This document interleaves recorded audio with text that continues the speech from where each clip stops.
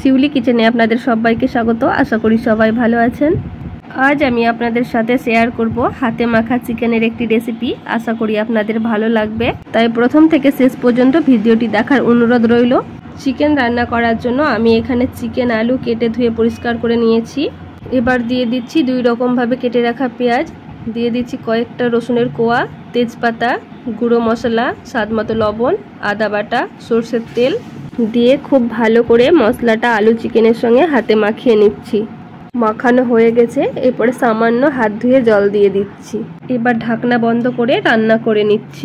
কিছুক্ষণ পর পর নেড়ে চেড়ে ভালোভাবে কষিয়ে রান্না করে নিচ্ছি। চিকেন তো আমরা অনেকেই অনেক রকমভাবেই খেয়ে থাকি, তবে একবার এইরকমভাবে খেয়ে দেখবেন, আশা করছি খুব ভালো লাগবে। যারা নতুন দেখছেন চ্যানেলটাকে সাবস্ক্রাইব করবেন, ভালো লাগলে শেয়ার করবেন। আলুটাও সিদ্ধ হয়ে গেছে, এবারে দিয়ে দিচ্ছি গরম মশলা।